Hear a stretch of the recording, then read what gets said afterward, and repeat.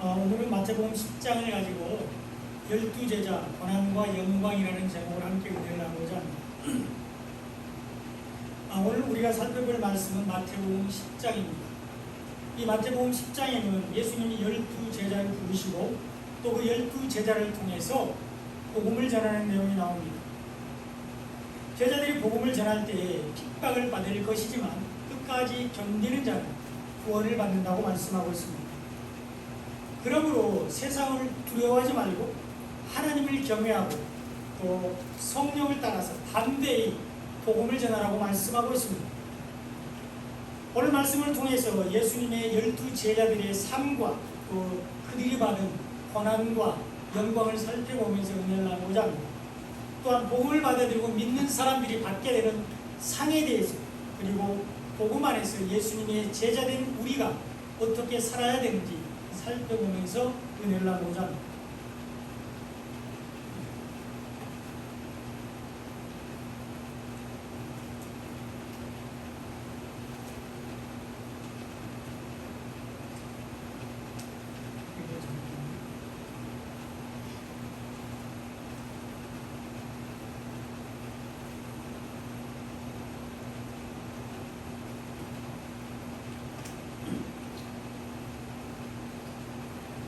예수님은 12명의 제자들을 부르셨습니다. 예수님은 땅끝까지 복음을 전하기 위해서 12명의 제자들을 부르셨습니다. 오늘 보면 1절에 보면 예수께서 그의 12제자를 부르사 이렇게 기록되어 있습니다. 예수님은 공생애를 시작하시면서 12명의 제자들을 부르셨습니다. 그들과 3년 동안 함께 지내면서 하나님 나라와 복음을 가르쳤습니다. 그리고 그들에게 복음을 전할 수 있도록 여러 가지 권능을 주셨습니다. 예수님은 12명의 제자와 그들에게 주신 권능을 통해서 복음이 전파되기를 원하셨습니다. 예수님은 이 12명의 제자들을 통해서 땅끝까지 복음이 전파되기를 바라셨습니다. 예수님은 어떠한 신비한 능력이나 기적이 아니라 일일이 사람을 찾아다니는, 그래서 성경에서는 전도의 미련한 방법 이렇게 표현했는데요, 이 전도의 미련한 방법으로 복음이 전파되기를 원하셨습니다. 그렇다면 전도를 위해서는 이 예수님의 제자들이 많을수록 좋습니다. 제자가 많을수록 더 쉽고 더 빨리 여러 지역을 다니면서 복음을 전할 수가 있습니다. 그런데 왜 예수님은 12명의 제자들만을 부르셨을까요? 우리가 이미 성경 공부에서 살펴봤지만 성경에서 12는 단체 수입니다. 그리고 교회를 상징하는 숫자입니다. 그러므로 예수님의 12제자는 12사도로 신약교회를 상징합니다. 마찬가지로 야곱의 12아들은 12지파로 구약교회를 상징하죠. 이것을 게마트리아라 이렇게 부르는데 성경 속의 숫자에 특별한 의미가 담겨 있다는 것입니다. 그러므로 요한계시록 7장과 또 14장에 나오는 구원받은 성도들이 14만 4천 명이라고 말하고 있잖아요. 그래서 신천지에서 그거를 이용하는데, 이 요한계시록에서 말하는 14만 4천 명은 구약교회와 신약교회를 통해서 구원받은 모든 성도들을 가리키고 있습니다. 우리가 그 안에 들어가 있습니다. 그러므로 예수님이 12명의 제자를 부르셨다는 것은 오늘날 신약교회 안에 있는 모든 성도들을 다 예수님의 제자로 부르셨다는 것을 말씀합니다. 저와 여러분이 예수님의 제자들입니다. 예수님은 하나님의 나라를 전하기 위해서 제자들을 여러 지역으로 보내셨습니다. 오늘 보면 5절에 보면 예수께서 이 12를 내보내시며 이렇게 기록되어 있습니다. 예수님은 복음을 전하기 위해서 제자들을 여러 지역으로 보내셨습니다. 예수님은 정말로 제자들을 사랑하셨지만 그 제자들이 항상 자기와 함께 있는 것을 원하지 않았습니다. 예수님은 제자들을 통해서 복음이 전파되기를 원하셨습니다. 예수님은 가르침을 받은 제자들이 자신 곁에만 머물러 있는 것을 원하지 않았습니다. 여러 지역으로 흩어져서 하나님의 나라를 전하기를 원하셨습니다. 그래서 예수님이 부활하신 후에 예루살렘에 있는 초대교회는 성도들이 함께 생활하면서 한 마음과 한 뜻으로 서로 가진 것을 통행하면서 자기 것이라고 주장하는 사람이 없습니다. 다 함께 나누면서 아름다운 공동체를 이루고 자기들끼리 행복했지만 하나님 그 교회에 큰 박해가 임하게 해서 성도들을 온 유대와 사마리아와 모든 땅으로 흩어버렸습니다. 흩어져서 복음을 전하게 하셨습니다. 예수님은 하나님의 나라를 전하기 위해서 제자들을 여러 지역으로 보내셨습니다. 그러므로 건강한 교회, 건강한 공동체는 이렇게 모여서 함께 예배하고 또 흩어지면 복음을 전하는 교회가 건강한 교회고 건강한 공동체입니다.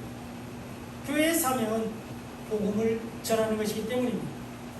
그래서 모이면 함께 기도하고 예배하고 흩어져서는 예수는 그리스도라고 담대하게 전하는 것이 교회의 역할입니다. 우리 복음예배 장로교회가 그런 건강한 교회인 줄 믿습니다. 우리 복음예배 장로교회가 땅끝까지 복음을 전하는 선교하는 교회가 될 줄로 믿습니다. 예수님은 제자들을 이스라엘 집에 잃어버린 양에게로 보냈습니다. 오늘 보면 5절로 6절에 보면 이방인의 길로도 가지 말고 사마리아인의 고을에도 들어가지 말고 오히려 이스라엘 집에 잃어버린 양에게로 가라. 이렇게 예수님이 말씀하셨습니다. 예수님은 12명의 제자들을 이스라엘 집에 잃어버린 양에게로 보내고 있습니다. 그러면서 이방인의 길로 가지 말고 사마리아인의 고을에도 들어가지 말라고 말씀하십니다.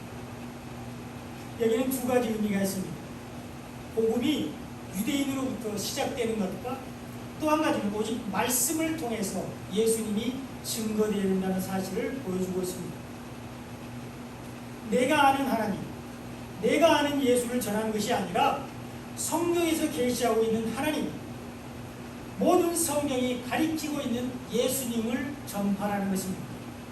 우리는 오직 성경을 통해서만 하나님을 알 수가 있습니다. 그리고 모든 성경이 다 예수님을 가리키고 있습니다. 그리고 이스라엘에는 하나님의 말씀이 있었습니다. 회당에 구약 성경이 있었고요. 그들은 안식일에 회당에 모여서 이 구약 성경을 강론하고 토론했습니다. 그러나 이방인들과 사마리아에는 아직 하나님의 말씀이 없었습니다. 이방 나라에는 복음이 온전히 전파되지 않았습니다. 이 사마리아에는 북이스라엘을 말하는데요. 거기에는 다른 나라, 즉 바벨론과 부다와 아와와 하맛과 스말와임에서 옮겨온 이방인들이 살고 있었습니다. 아수르가 이스라엘을 점령하고 혼합 정책을 펴서 다른 나라 사람들을 사마리아에 이주시켰고 사마리아에 살고 있는 사람들을 다른 나라에서 살게 했습니다. 그래서 혼합 종교가 됐고 하나님의 순수한 말씀을 잃어버렸습니다.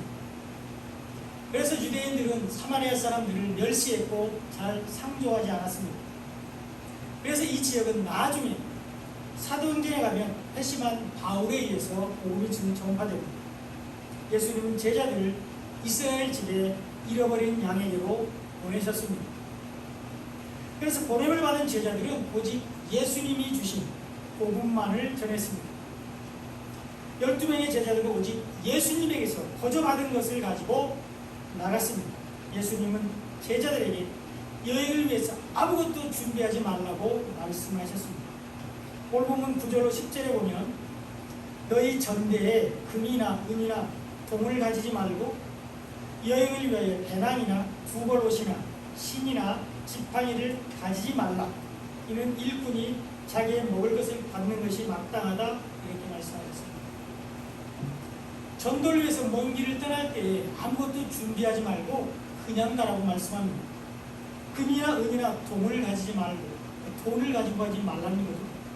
또 선교여행을 떠나는데 아무것도 준비하고 가지 말라고 말씀합니다. 배낭이나 두벌옷이나 신이나 지팡이를 가지고 가지 말라고 말씀하셨습니다. 근데 우리가 생각하면 잘 이해가 안 되는 말씀입니다. 그렇잖아요? 제자들이 가는 길은 금방 갔다가 바로 돌아오는 그런 길이 아닙니다. 시간이 많이 걸리는 길입니다. 또 지금처럼 필요하면 어디서나 아무 때나 쉽게 필요한 물품을 살 수 있는 상황이 아닙니다. 사막이나 광야를 지나기 위해서는 철저한 준비가 필요했습니다. 그런데 왜 예수님은 아무것도 가지고 가지 말라고 말씀하셨을까요? 하나님이 다 알아서 해주실 것이니까 정말로 아무 준비도 하지 말라는 것일까요? 공중의 새를 먹이시고 들의 백합화를 기르시는 하나님께서 내가 책임져 줄 테니까 그냥 빈손으로 떠나라 이렇게 말씀하는 것일까요? 그렇지 않습니다. 철저하게 준비를 해야 합니다. 그렇지 않으면 효과적으로 복음을 전할 수가 없습니다. 요즘에도 보면 자기 스스로 자기랑으로 선교하는 선교사님들이 있습니다. 그러나 그들은 많은 시간을 선교 사역보다는 선교 후원을 받기 위해서 선교 편지에 많은 노력과 시간을 사용하는 것들을 볼 수가 있습니다. 그런데 왜 예수님은 제자들에게 금이나 은이나 동을 가지고 가지 말라고 말씀하셨을까요? 여행을 위해서 옷이나 신이나 또 지팡이 가지지 말라고 말씀하셨을까요? 이것은 제자들이 오직 율법이 아닌 복음만을 가지고 가라고 말씀하는 겁니다. 또 육신의 양식이 아닌 영의 양식, 생명의 양식만을 가지고 가라고 말씀하는 것입니다. 전도는 내가 준비한 것, 내 것을 전하는 것이 아닙니다. 오직 예수님이 우리에게 주신 복음만을 전하는 것이 전도입니다. 성도는 우리의 옷이 아닌 예수님이 주신 배옷을 입고 나아가야 합니다. 모세가 하나님 앞에서 그랬던 것 같이 우리의 신을 받고 예수님이 주신 복음의 신을 신고 가야 합니다. 율법의 지팡이로 남을 정죄하는 것이 아니라 복음으로 정죄를 사랑해야 합니다. 제자들은 오직 예수님이 주신 복음만을 전했습니다. 그리고 이 복음은 결코 소멸되지 않는 하나님의 능력이 됩니다. 오늘 보면 13절에 보면 그 집이 이에 합당하면 너의 빈 평안이 거기 임할 것이요 만일 합당하지 아니하면 그 평안이 너희에게로 돌아올 것이니라 이렇게 기록되어 있습니다. 예수님은 제자들에게 성이나 마을에 들어가서 합당한 자를 찾아서 거기에 머물라고 말씀하셨습니다. 다음 장소로 떠날 때까지 그 집에 머물면서 평안을 빌라고 말씀하셨습니다. 예수님은 복음을 전하는 제자들을 위해서 합당한 자들을 준비하십니다. 예수님은 제자들이 전하는 복음을 받아들이는 사람들을 예비하신다는 것입니다. 이 집이 평안을 받기에 합당한 집입니다. 이 사람들이 하나님께 은혜를 입은 사람들입니다. 사도행전 16장 13절로 15절에 보면 복음을 전하는 바울을 위해서 준비된 사람이 나옵니다. 하나님께서 복음을 전하는 사람들을 어떻게 돌보시는가 하는 것이 잘 나와 있습니다. 안식일에 우리가 기도할 곳이 있을까 하여 문밖 강가에 나가 거기 앉아서 노인 여자들에게 말하는데 이렇게 기록되는데요. 여기 기도할 곳은 바로 강가입니다. 외국에 나가 살고 있는 유대인들은 10명 이상이 되면 회당을 지었고요. 10명이 안 되면 강가에서 기도하고 예배를 드렸습니다. 그래서 바울 일행이 기도할 곳이 있을까 이렇게 표현되어 있는데 바로 유대인들을 만나기 위해서 강가로 나갔습니다. 그래서 거기서 두아디아시에 사는 자색 옷감 장사로서 하나님을 섬기는 루디아라 하는 한 여자가 말을 듣고 있을 때 주께서 그 마음을 열어 바울의 말을 따르게 하신지라. 그래서 하나님께서 우리의 귀를 만지시고 우리의 마음을 열어주셔야 우리가 하나님의 말씀, 복음을 들을 수가 있습니다. 하나님께서 이 루디아의 마음을 만져주시고 열어주셔서 바울의 말을 듣게 했습니다. 그런 다음에 그와 그 집이 다 세례를 받고 우리에게 청하여 이르되 만일 나를 주 믿는 자로 알거든 내 집에 들어와 유하라 이렇게 간권하여 머물게 했습니다. 이것이 복음을 전하는 사람들을 위해서 준비하신 은혜입니다. 이 사람이 복음을 전하는 제자들을 위해서 합당한 하나님께서 예비하신 합당한 자입니다. 예수님은 이런 사람들의 마음을 만지셔서 복음 전도자들을 대접하게 하시는데 이것이 오늘 본문 10절에 나오는 예수님의 일꾼들이 마땅히 받을 양식입니다. 예수님은 일꾼이 자기의 먹는 것 받는 것이 마땅하다 이렇게 말씀하셨습니다. 그러므로 예수님은 제자들에게 아무 염려하지 말고 담대하게 복음을 전하라고 말씀하셨습니다. 그리고 제자들이 가는 그 집이 평안하기를 빌라고 말씀하셨습니다. 그 집이 합당하면 평안을 받을 것이고 합당하지 않으면 그 평안이 제자들에게 돌아온다고 13절에서 말씀하고 있습니다. 그 집이 이에 합당하면 너의 빈 평안이 거기 임할 것이요 만일 합당하지 아니하면 그 평안이 너희에게로 돌아올 것이니라 이렇게 말씀하셨습니다. 복음은 한 톨도 땅에 떨어지지 않는다는 것을 말씀하고 있습니다. 이 기쁜 소식은 복음은 반드시 구원할 자를 구원하신다는 것을 말씀하고 있습니다. 그러므로 우리는 복음을 전하다가 결코 낙심하지 말아야 합니다. 오늘 보면 14절에 보면 누구든지 너희를 영접하지도 아니하고 너희 말을 듣지도 아니하거든 그 집이나 성에서 나가 너희 발의 먼지를 떨어버리라 이렇게 말씀하고 있습니다. 복음을 받아들이지 않는 사람들 때문에 실망하지 말라는 것입니다. 그것 때문에 낙심하거나 포기하지 말라는 것입니다. 발의 먼지를 떨어버리라 이렇게 말씀하고 있는데 훌훌 털고 다음 집으로 가라는 것입니다. 우리의 사명은 복음을 전하는 것까지입니다. 우리는 순종해서 복음을 전하기만 하면 됩니다. 귀를 열어서 듣게 하시고 마음을 열어서 그 말씀을 깨닫게 하시는 분, 믿게 하시는 분은 성령입니다. 그러므로 우리는 때를 얻든지 못 얻든지 부지런히 복음을 전하되 결코 낙심하지 말아야 합니다. 때가 되면 반드시 거둘 것입니다. 복음은 결코 소멸되지 않는 하나님의 능력이기 때문입니다. 복음에는 하나님의 영광이 나타납니다. 그러나 복음의 영광은 고난의 아픔을 동반합니다. 영광과 고난이 함께 있습니다. 오늘 보면 16절에 보면 보라 내가 너희를 보내니 양을 이리 가운데로 보낸 것 같도다. 그러므로 너희는 뱀같이 지혜롭고 비둘기같이 순결하라 이렇게 말씀하셨습니다. 복음은 죽은 자를 살리는 구원의 능력이 있고 복음은 참 자유와 평강의 기쁜 소식이지만 그 복음을 전하는 사람들은 미움을 받게 되고 고난을 받게 된다는 것입니다. 맹수인 일이 우리에 들어가는 양과 같다 이렇게 말씀합니다. 결코 안전한 길은 아닙니다. 그러면서 예수님이 대책을 말씀하시는데 뱀같이 지혜롭고 비둘기같이 순결하라 이렇게 말씀하셨습니다. 인간의 관점으로 우리가 볼 때는 결코 해결책이 되지 못합니다.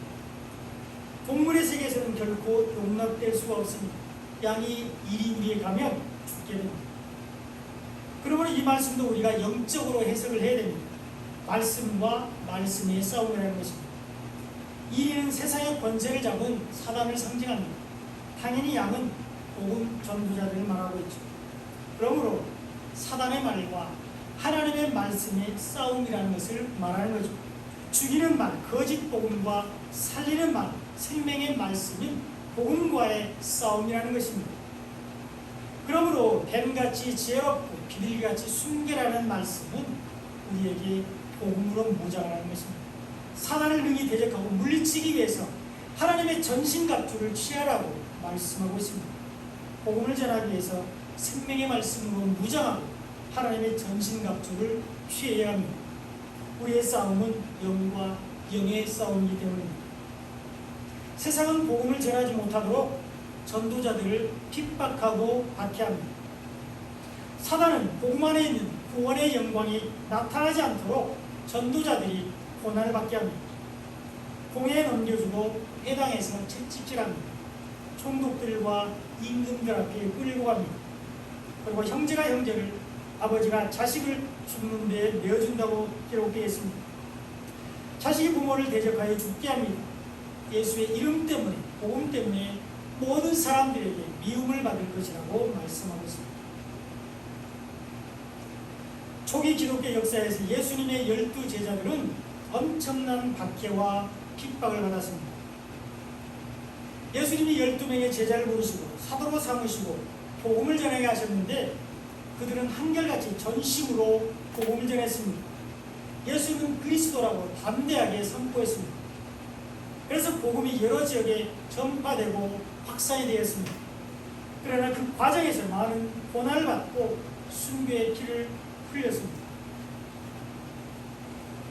베드로는 로마에서 복음을 전하다가 네로의 박해 때 순교를 당했는데 십자가에 거꾸려 매달려서 처형되었습니다. 그리고 안드레는 아가에서 전도하다가 X자형 십자가에 매달려 죽었습니다. 야고보는 갈릴리 지역에서 복음을 전하다가 헤롯 아그리파 1세에 의해서 목배임을 당했습니다. 목이 잘려서 죽었습니다. 요한은 에베소에서 복음을 전하다가 도미티아누스 황제 때 반모성으로 유배되었습니다. 거기서 요한계시록을 기록했고요. 유일하게 순교를 당하지 않은 제자입니다. 빌립은 아시아에서 전도하다가 채찍질 당하고 감옥에 갇힌 후에 기둥에 매달려서 처형당했습니다.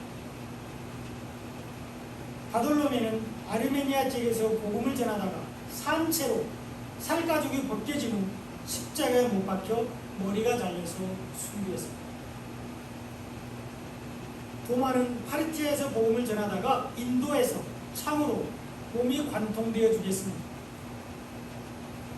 그리고 막제는 태국과 에티오피아에서 복음을 전하다가 흉기에 찔려서 살해당했습니다. 알페오 아들 야고보는 헤롯 아그리파에 의해서 12사주 중에 최초로 참수형을 당했습니다. 다데오는 페르시아에서 전도하다가 십자형을 받았습니다. 그리고 시몬은 아프리카와 영국에서 복음을 전하다가 거꾸로 매달린 채 톱으로 잘려서 죽었습니다. 그리고 가론유다 대신에 예수님의 제자가 된 마띠아는 터키에서 복음을 전하다가 돌에 맞아 죽었습니다. 이것이 복음을 전하기 위한 예수님의 12 제자들의 삶이었습니다. 그리고 이방인의 사도인 바울도 로마 감옥에서 순교를 당했는데 바로 복음 때문이었습니다. 그 복음이 오늘 우리에게 왔습니다. 그 복음의 능력이 오늘 저와 여러분에게 임했습니다. 예수님의 죽으심과 제자들의 순교의 피가 우리를 하나님의 자녀가 되게 했습니다. 그 고난과 죽음을 통해서 복음 안에서 우리가 예수의 이름을 부르게 되었습니다. 그들이 받은 미움의 대가로 우리가 구원받은 성도가 되었습니다. 그런데 우리는 복음 때문에 얼마나 고난을 받고 있습니까? 우리는 예수님 때문에 얼마나 미움을 받으십니까? 우리는 감격 없이 하나님의 이름을 부르고 우리는 너무나 쉽게 예수의 이름을 부릅니다. 우리는 거룩한 사람이라는 성도로 불리는 것을 너무나 당연하게 여깁니다. 그러나 오늘날 교회 안에 이 구원의 감격과 은혜에 대한 감사를 잃어버린 사람들이 너무 많다는 것입니다. 불평하고 원망하고 예수님 안에서 함께 지체된 성도를 사랑하지 않습니다. 복음 때문에 전혀 손해보려고 하지 않습니다. 예수님 때문에 절대로 참고 인내하지 않는다는 것입니다. 우리는 고난 없이 영광만 맛볼 수 없습니다. 십자가가 없으면 영광도 없습니다. 복음의 영광은 고난의 아픔을 동반합니다. 영광과 고난이 함께 있습니다. 그 고난을 믿음으로 이기고 복음을 끝까지 지키는 사람은 구원을 받습니다. 오늘 보면 22절에 보면 너희가 내 이름으로 말미암아 모든 사람에게 미움을 받을 것이나 끝까지 견디는 자는 구원을 얻으리라 이렇게 말씀합니다. 고난 중에서도 복음을 잃어버리지 않는 사람들은 구원을 받습니다. 미움 속에서도 복음을 끝까지 지키는 사람들이 구원을 받습니다. 이것을 오늘 본문 40절로 42절에서는 상을 받는다 이렇게 말씀하고 있습니다. 선지자나 의인들이나 제자들을 통해서 예수님을 영접하는 사람들은 상을 받는다고 말씀합니다. 복음을 받아들이고 믿는 사람들은 구원하시겠다는 것입니다. 바로 이 구원의 상을 받게 되는 것입니다. 예수님으로 말미암아 우리가 얻게 되는 하나님의 의 구원은 전혀 차별이 없습니다. 고난을 이기고 복음을 끝까지 지키는 사람들은 구원을 받습니다. 그리고 고난당할 때 성령께서 우리를 도우십니다. 그러므로 우리는 성령을 의지하고 오직 하나님만을 경외해야 합니다. 오늘 보면 28절에 보면 몸은 죽여도 영혼은 능히 죽이지 못하는 자들을 두려워하지 말고 오직 몸과 영혼을 능히 지옥에서 멸하실 수 있는 일을 두려워하라 이렇게 말씀합니다. 세상은 복음을 전하는 예수님의 12 제자들의 몸을 죽였습니다. 그러나 그들은 제자들의 영혼까지 죽일 수 없었습니다. 제자들의 영혼은 지금 천국에서 하나님의 우편에서 구원의 감격 가운데 살고 있습니다. 그러나 이제 반대로 그들을 죽인 세상을 향한 예수님의 심판이 기다리고 있습니다. 복음을 받아들이지 않고 믿지 않고 반대하는 자들을 위한 징계가 예비되어 있습니다. 심판날에 그들의 몸과 영혼은 지옥에서 영원히 멸망을 당하게 될 것입니다. 그러므로 우리는 단지 우리의 몸을 죽이는 세상 사람들을 두려워하지 말고 성령 안에서 오직 하나님을 경외하는 삶을 살아야 합니다. 이 경외는 거룩한 두려움입니다. 이 경외는 감사와 기쁨이 넘치는 두려움입니다. 하나님의 사랑에 감사하지만 하나님의 공의 앞에서 방종하지 않고 자신을 절제하는 것이 경외입니다. 그리고 하나님의 경외에, 하나님의 공의에 절제하고 조심하지만 그 하나님의 사랑에 감사하면서 복음 안에서 자유를 누리는 것이 바로 경외입니다. 또한 사람들 앞에서 예수님을 시인하는 것이 하나님을 경외하는 것입니다. 오늘 본문 32절과 33절에 보면 한번 같이 읽어보겠습니다. 시작. 누구든지 사람 앞에서 나를 시인하면 나도 하늘에 계신 내 아버지 앞에서 그를 시인할 것이요 누구든지 사람 앞에서 나를 부인하면 나도 하늘에 계신 내 아버지 앞에서 그를 부인하리라. 아멘. 사람들 앞에서 예수를 시인하는 것이 하나님을 경외하는 것입니다. 그리고 예수를 시인한다는 것은 하나님이 보내신 예수님을 믿는다는 것을 말합니다. 예수님이 우리에게 주신 복음을 부끄러워하지 않는다는 것을 말합니다. 지금은 일부 지역을, 아주 극소수의 지역을 제외하고는 예수를 시인한다고 해서, 예수를 믿는다고 해서 직접적으로 핍박을 당하지는 않습니다. 그래서 지금은 성도들 중에 입술로 예수를 부인하는 사람은 없습니다. 교회 다니는 사람들 중에 사람들 앞에서 자기의 말로 복음을 부끄러워하지는 않습니다. 그러나 삶으로는 예수를 부인하는 사람들이 있습니다. 삶으로는 예수를 부인하는 사람들이 있다는 것입니다. 세상의 삶 속에서 복음의 능력을 부인하는 사람들이 있다는 것입니다. 그런 사람들이 오늘 본문 33절에서 말씀하시는 예수를 부인하는 사람들입니다. 우리 안에 성령으로 계신 예수님은 오직 교회 안에만 머물러 있기를 원하지 않습니다. 우리 안에 있는 복음의 능력은 주일에만 역사하기를 원하지 않습니다. 우리가 가는 곳, 우리가 머무는 어떤 곳에서도 예수님이 전파되기를 원하십니다. 우리 하루하루 일주일 내내 모든 시간들 속에 복음의 능력이 나타나기를 원하십니다. 그러나 교회 문을 나서는 순간 세상 사람들과 전혀 구별되지 않게 살아가는 것, 또 예배가 끝나면 의무를 다한 것처럼 말씀과는 전혀 상관없이 사는 것이 바로 예수님을 부인하는 것입니다. 사람들이 누군가를 말하면서 이렇게 말하는 경우가 있습니다. 아니, 그 사람도 교회 다니는 사람이었어? 전혀 몰랐는데? 전혀 그렇게 안 보이던데? 몰랐네. 이런 평가를 받는 사람들이 바로 예수를 부인하는 사람들입니다. 하나님이 인정하시는 믿음은 감출 수가 없습니다. 참 믿음은 향기로 드러나게 됩니다. 복음은 숨길 수가 없기 때문입니다. 기쁜 소식이기 때문에 밖으로 드러나게 됩니다. 마치 사람이 너무 기쁘고 행복하면, 너무 즐거우면 그것이 표정으로 또 행동으로 나타나는 것과 같습니다. 그러므로 내가 있는 모든 곳에서 말로, 삶으로 예수를 나타내는 것이 예수를 시인하는 것입니다. 주일만 아니라 일주일 내내 복음으로 인한 기쁨과 감사가 넘치는 것이 예수님을 시인하는 것입니다. 이것이 바로 하나님을 경외하는 것입니다. 우리는 성령을 의지하고 오직 하나님만을 경외하는 삶을 살아야 합니다. 이 말씀의 결론입니다. 예수님은 12제자를 부르셔서 복음을 전파하게 하셨습니다. 제자들은 부르심을 따라서 여러 지역에 다니면서 복음을 전했습니다. 그러나 세상은 그들을 박해하고 핍박하고 죽였습니다. 이것이 고난입니다. 고난 속에서도 복음이 온 세계와 열방에 전파되었습니다. 그 복음이 우리에게 왔습니다. 우리가 복음으로 구원을 받았습니다. 이것이 복음의 영광입니다. 우리가 예수님의 부르심을 받은 또 다른 제자입니다. 오늘날 교회에 있는 모든 성도들은 다 예수님의 제자입니다. 그러면 우리도 예수님의 12 제자들 같이 복음을 전하는 삶을 살아야 합니다.